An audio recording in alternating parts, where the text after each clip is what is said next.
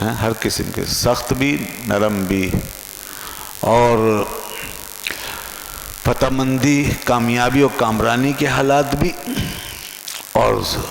شدائد اور مصائب کے حالات بھی، یہ سب حالات، تنہائی کے اور تجرد کے حالات بھی، اور اجتماعیت کے اور کلیکٹیویٹی کے حالات، اور تنگ دستی اور فقر و فاقے کے حالات بھی، اور خوشحالی اور فراغ دستی کے حالات، سفر کے حالات سے بھی واسطہ پڑا، اور لوگوں کے درمیان رہ کر کے عمل زندگی کا مظاہرہ کرنے کے حالات بھی آپ نے لوگوں کے سامنے رکھے۔ اسی طرح غار حرا کی تنہائیاں بھی آپ کی زندگی میں ہیں، اور ازدواجی اور عائلی زندگی، بھرپور زندگی کا نظام بھی ہمارے سامنے۔ اسی طرح جنگوں اور لڑائیوں میں کے حالات اور اس کی سچویشن، اور میدانوں میں، معرکہ آرائیوں میں کردار اور مثال پیش کرنے کا معاملہ بھی، اور پرامن حالات میں ایک باقاعدہ معاشرے کو تشکیل دینا، بنانا، ایک سوسائٹی کو تیار کر کے ڈیولپ کر کے دنیا کے سامنے رکھنے کی مثالیں بھی آپ کی زندگی میں موجود ہیں۔ اسی طریقے سے آپ نے نظام معیشت کے لیے بھی رہنما اصول ہمیں عطا فرما دیے، اور سیاست کرنے کا طریقہ اور اس کے اصول بھی آپ کی زندگی سے ہمیں حاصل ہوتا ہے۔ ایک عدلیہ کا کردار کیا ہوتا ہے، جج کے فرائض کیا ہوتے ہیں،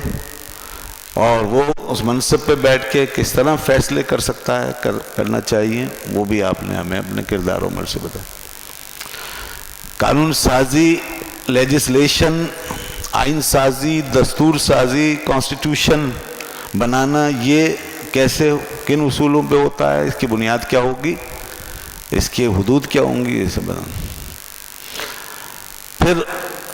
ان تمام قوانین اور دساتیر کا نفاذ، اس کا امپلیمنٹیشن سوسائٹی پر کس انداز سے ہوگا، اس میں کیا کیا حکمتیں پیش نظر رہنی چاہیے، وہ سب بتا دیا۔ حتیٰ کہ آپ کی زندگی کی جامعیت اور اس کی ہماگیریت وہ اس شان سے کار فرما ہے کہ زندگی کے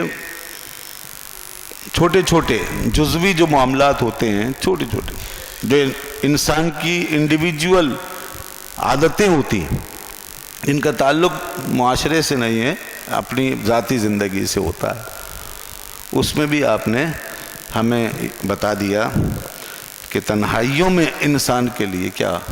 آداب ہیں۔ یہ منہ کی صفائی، منہ کی، دانتوں کی، اس صفائی سے لے کر پورے جسم کی صفائی کا نظام، اس کا طریقہ، اس کی نفاست، اس کی اہمیت، یہ بھی بتائی۔ انسان کو اپنی ذات میں، اپنے ماحول میں کس طرح پاک صاف رہنا چاہیے، یہ بھی آپ نے بتایا۔ انسان کا چہرہ، اس کے ہاتھ پاؤں، اس کا جسم، اس کے اعضاء، اس کو کس طرح، اس کے کیا حقوق ہیں، اس کے، ان کی صفائی کے کیا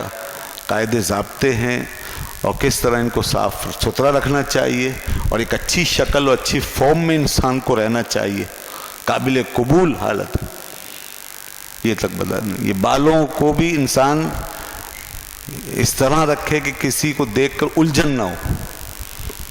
کہ انسان کی داڑھی ہے تو اس کے بال بھی سیدھے ہوں، اس میں بھی کنگھی کرتا ہو، اور سر کے بال ہیں اس میں بھی کنگھی کرتا ہو، اور الجھے ہوئے نہ ہوں، پریشان نہ ہوں، گندے نہ ہوں، بے دھلے نہ ہوں۔ یہاں تک بھی لوگوں کو ہدایت فرماتے آپ، کہ کسی کی بال الجھے ہوئے ہوتے تو آپ فرماتے تمہیں کیا ہے کہ تم اس کو اگر ٹھیک کر لو تو کیا اس میں تمہارا جاتا ہے، تم اس حالت میں کیوں رہتے ہو؟ اس کی کسی کی ناگفتہ حالت دیکھتے آپ اس پہ تم بھی فرماتے کہ تم اپنے صاف ستھرے لباس میں کیوں نہیں رہتے، کیوں یہ حالت بنا کے رکھی، کیا تمہارے پاس ہے نہیں؟ وہ کہتا کہ کیوں نہیں، مجھے اللہ نے بہت دیا ہے، تو تم کیوں نہیں اس کا اظہار کرتے؟ آپ فرماتے کہ ان اللہ یحب اثر نعمتی علی عبدی، اللہ تعالیٰ اپنی نعمت کا اثر اپنے بندے پہ دیکھنا پسند کرتا ہے. ان اللہ یحب ان یرا اثر نعمتی علی عبدی، اللہ تعالیٰ اپنے بندے پر اپنی نعمت کا اثر دیکھنا چاہتا ہے کہ اس نے نعمت دی ہے تو اس کا اظہار کرو. انسان خوشحال رہ سکتا ہے، صاف ستھرا رہ سکتا ہے، صاف ستھرے لباس میں، اچھے لباس میں، پھر گندہ کیوں رہے، پھٹے پرانے لباس میں کیوں پھرے؟ یہ کتنی زبردست بات ہے نا، اتنی باریک باریک باتوں میں. مشرکین پھر ان چھوٹی چھوٹی باتوں کو کبھی موضوع بنا لیتے تھے اور کہتے تھے کہ تمہارے پیغمبر تو تمہیں طہارت کے بھی آداب سکھاتے ہیں اور یہ چھوٹی چھوٹی باتیں بھی بتاتے ہیں.